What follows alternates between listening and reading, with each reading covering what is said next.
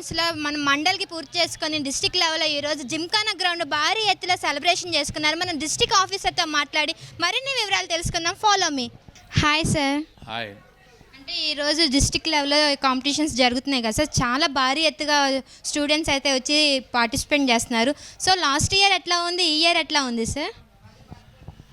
Last year ఉన్న games తక్కువ, ఈ ఇయర్ ఉన్న గేమ్స్ 36 ఈవెంట్స్ లోపల district youth and sports officer ఆధ్వర్యం లోపల మన హైదరాబాద్ డిస్టిక్ లెవెల్ కాంపిటీషన్స్ ఈరోజు కండక్ట్ చేస్తున్నాం.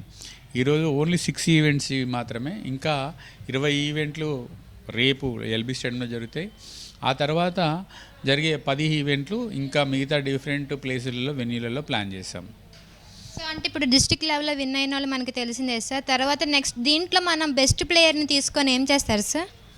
డిస్టిక్ లెవెల్లో కాంపిటీషన్స్ కండక్ట్ చేసిన తర్వాత దాంట్లో ఉన్నటువంటి బెస్ట్ ప్లేయర్స్ పర్ఫార్మెన్స్ చేసిన వాళ్ళని హైదరాబాద్ డిస్టిక్ రిప్రజెంట్ చేసే విధంగా చూస్తాము. రాష్ట్రం లోపల 11 ప్లేస్ లోపల డిఫరెంట్ ఈవెంట్స్ జరుగుతూ ఉన్నాయి.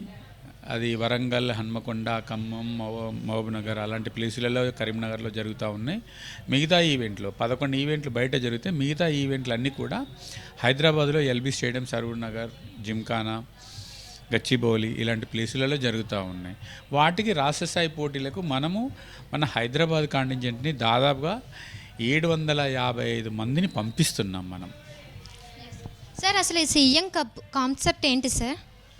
సీఎం కప్ కాన్సెప్ట్ వచ్చేసి మన ముఖ్యమంత్రి యనమల రేవంత్ రెడ్డి గారు గ్రామ స్థాయిలో ఉన్నటువంటి క్రీడాకారుడికి ప్రపంచం స్థాయికి ఎదగాలనేది మొదటి కాన్సెప్ట్గా మనకు సీఎం కప్ని ఏర్పాటు చేయడం జరిగింది. ఇప్పుడు ఇలాంటి వాళ్ళని దీనిలో సీఎం కప్లో టాలెంట్ని బయటికి తీసి వాళ్ళని రాబోయే 2028 ఒలింపిక్స్, 2032 ఒలింపిక్స్ మరియు 2036 ఒలింపిక్స్ని భారత్ నిర్వహించాలనుకుంటుంది.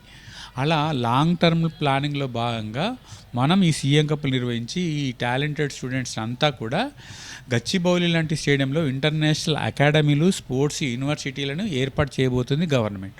దానిలో స్పోర్ట్స్ యూనివర్సిటీస్లతో పాటు ఇంటర్నేషనల్ క్రీడాకారులని, జాతీయ స్థాయి, అంతర్జాతీయ స్థాయి క్రీడాకారులను మన దగ్గర లాంగ్ టర్మ్ కోచింగ్స్ ఏర్పాటు చేసేసి తెలంగాణ నుంచే భారతదేశానికి రిప్రజెంట్ చేస్తూ ప్రపంచంలో పథకాలు సాధించే విధంగా లాంగ్ టర్మ్లో కోచింగ్ క్యాంపులు చేయాలి, యూనివర్సిటీలు పెట్టాలి, నాలెడ్జ్ని ఇవ్వాలి అనేది గ్రామీణ స్థాయి క్రీడాకారులకు అందజేయాలనేది సీఎం గారి తలంపు.